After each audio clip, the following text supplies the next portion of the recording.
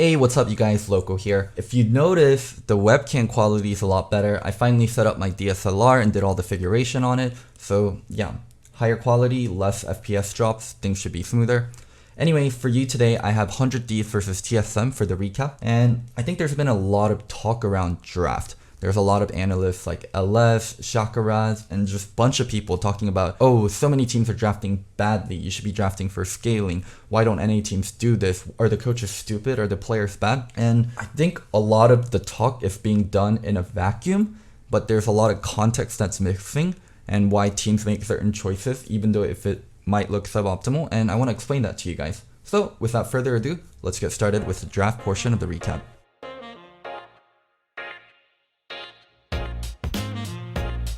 The first thing that stands out to me is 100 Thieves didn't get any OP picks from blue side in a meta where there's 4 OP picks. So why did this happen? And the simple answer to that is 100 Thieves is extremely conservative and they're not willing to do certain trades of the OP picks. So normally what happens is on blue side, you ban 3 random champions or 3 champions that aren't OP, and the red side is forced to ban 2 OP champions, and at the end of it, they make the decision of, okay, there's 2 OP champions up. We can ban one and give the less OP champ to 100 Thieves, or we can leave both open and give them 2 OP picks, and they have to decide between which one are they gonna first pick. 100 Thieves didn't go that route. They ended up banning out Soraka, and all TSM did was ban out the 3 other OP picks, then Aphelios, Yuumi, and Ornn, and 100 Thieves ends up getting no OP picks. The core reason for it is 100 Thieves just doesn't want to trade Soraka with another OP pick. They probably don't have practice on it, and also they don't think it's very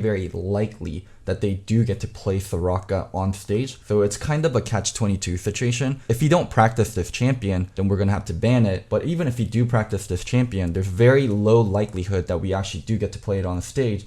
So yeah, they're left in a situation where they're kind of forced to gamble and fake that they can play the champion and maybe dare TSM, hey, we're gonna give you Soraka and Ornn, ban one and give us the other, or give us both and we'll pick the more OP one and beat you with it. And yeah, 100 Thieves just went with the being more conservative route.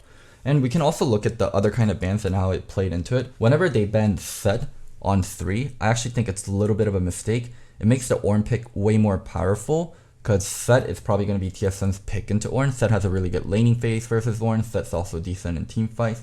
And also Broken Blade and Dardoch both love the hell out of Set. By them banning it, it makes Ornn just more juicy as a first pick. So TSM's like, well, that's no brainer. We're just going to ban Ornn. So I do think 100 Thieves did do a lot of things wrong in bans. I think them banning out Set early and leaving the Soraka ban till later, if they really did want to ban Soraka, would have helped their draft plan a lot. It's just really weird to see what they did and end up with no OP picks at all. Rest of the pick and ban is pretty standard. There is a little nuance that is more player specific for both teams, and I'll try to explain those. Xayah Rakan as a reply to Misfortune, very expected from TSM. I think that's their best bot lane duo right now, Xayah Rakan. I mean, when they do get Aphelios, they do play it, but the moment they don't get Aphelios, they just default into Xayah Rakan. As for 100 Thieves, then blinding Aatrox early, it has been Sumday's best champion, and I think it is the most effective champion he can play, other than the Set and Ornn. So yeah, them blinding this early is also not a very good draft move, but it's just a move that a team like 100 Thieves, a team with the same kind of problems, the same kind of strengths as 100 Thieves should be making. The Kennen as a reply is a little bit interesting. I thought Broken Blade would go something more like Camille. The GP is the more standard pick into Aatrox, but I don't think Broken Blade's that great on GP compared to his Camille, so I was really surprised to see him go Kennen instead. The one that gets criticized the most for TSM, I actually think, is the Syndra pick on 4. Why are you blinding mid on 4th pick on red instead of saving it for 5th pick on red? Well, the simple answer to that is Bjergsen has been in the situation where he's counter-picking, right? He's picking stuff like LeBlanc into another champion, and it just did not work out well. And Bjergsen is an excellent Syndra. I'm sure he feels way more confident playing the Syndra than counter-picking. So yeah, opting into Syndra. Just you have to realize when analysts criticize draft for a lot of these teams, they're not working under the same kind of restrictions that these teams have and the same kind of player understanding. Is it objectively better to not blind mid lane on 4 and wait till 5? 100% yes, if you can play every champion, if your team has practice with every champion, but teams have limited amount of practice and players have preferences, right? And when you draft around that, it might look suboptimal, but do realize the teams and the coaches and the players aren't stupid. Like, they have their reasoning. You probably just don't know the reasoning, or you probably don't understand the same kind of limitations that these players and coaches have to deal with when you're working in realistic situations and not doing things in a vacuum, and when you're not judging things in a vacuum. Anyways, let's get started with the gameplay. So the very first play I have for you here is this staggered recall by TSM. Kabe and Bio were able to get priority in lane, and they were able to push out early. And Cody and Stunt, because they were pushed to turret and Kabe was backing in a brush, they don't quite realize that, hey, Kabe is gone.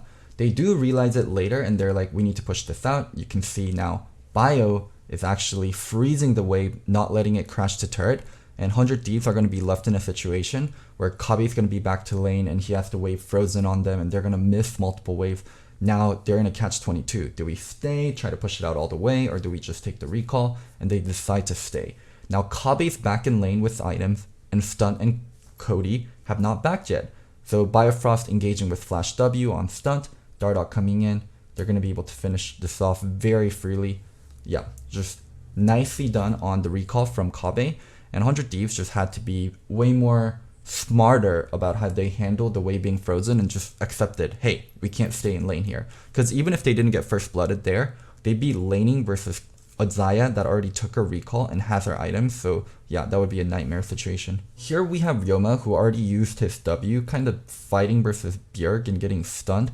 He saved his flash till later, and yeah, he's just going to get stunned and killed.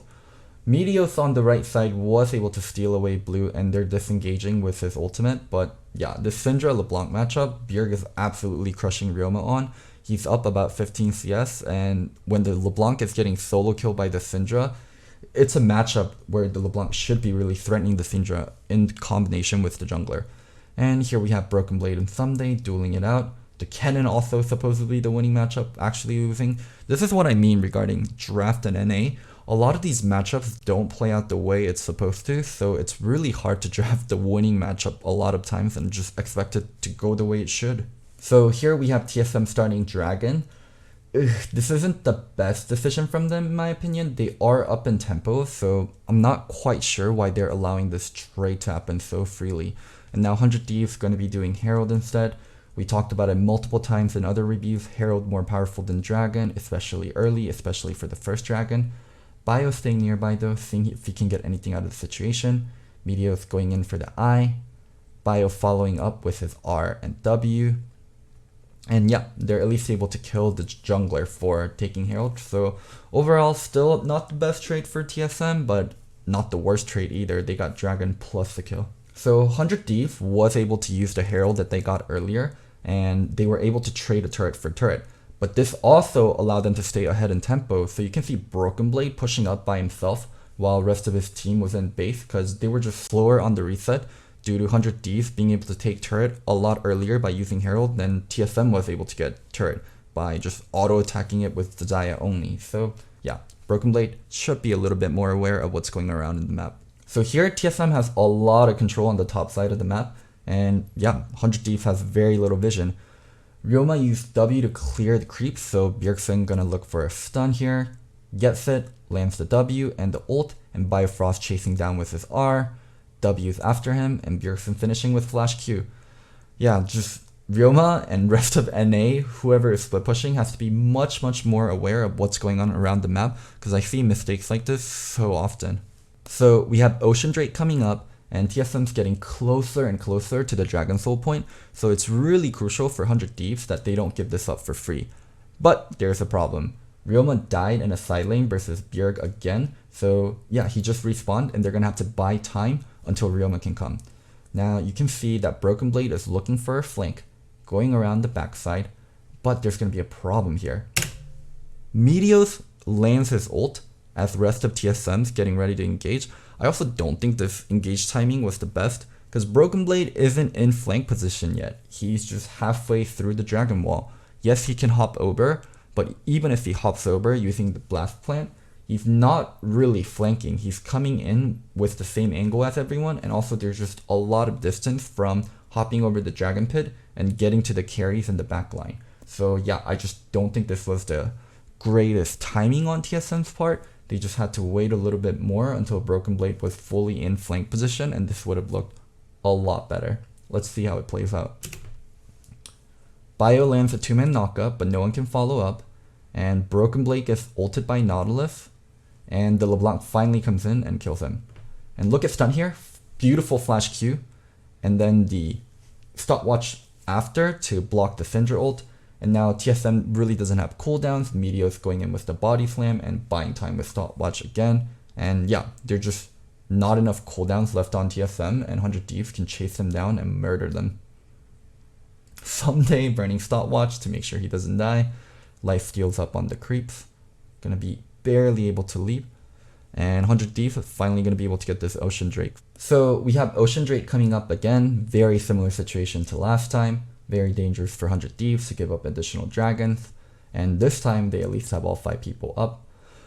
So very questionable from Meteos and Sumday's positioning. So the whole point about the choke point is when people are in choke point, it's really easy to land AoE damage. So I don't know why Someday and Meteos are walking past the choke point and actually walking into TSM and not letting them walk into them instead. They're the one with positioning on dragon. And also Someday could be looping around and looking for a flank instead too. So yeah, they're just trolling straight up here and giving TSM a way to engage on them in a really good position while the rest of the team is split. I just don't know what they're doing. So Someday gonna get stunned, knocked up afterwards. And Meteos got kicked, and then Bjergsen Syndra R just, yeah, level 15 Syndra pressing R on probably a level 12 or a level 11 Gragas. I just don't know what 100 Thieves were thinking when they were walking into that choke point when they had full control on Dragon. Let Someday walk around, let him flank like Meteos, throw your Q in there, body slam people as they come in, you have your flash up. It was just so incredibly dumb. They also have champions like Misfortune and Nautilus who would benefit so much from TSM walking into the choke. Just, yeah, brain dead decision from 100 Thieves. And now TSM here, also starting there, and ooh, I'm not in love with it. Kabe gonna get chunked by LeBlanc, and also you can see now Kabe isn't even hitting Baron, so yeah, TSM's whole Baron plane is in shambles. Now when they don't get the Baron here, even if they are able to kill Someday, they're gonna be late on tempo as the rest of 100 Thieves already rezzed, and yeah, they don't even. I mean, they do get the kill on Someday, but Dardoch's gonna die, Kave's gonna die, burning both heal and flash. TSM had a really good situation, and they're just gonna be wasting a lot of it. Yeah, I don't know why Broken Blade went back in. Luckily enough for 100 Thieves, they're not gonna make the same mistake, and they're gonna go down to Ocean Drake and take it instead. So with that last team fight, 100 Thieves actually caught up a lot. They're ahead in gold. Clearing this ward here when Syndra can stun you and Rakan can RW you. Yeah, a little bit greedy from Meteos and Stunt. Oof, they had so much control and now all of it's gone completely. Well, the jungler's dead, the support is dead. This allows TSM free reign on Baron. Hopefully they're smarter about it this time. I would really like to see them play to finish this. There's no way they shouldn't.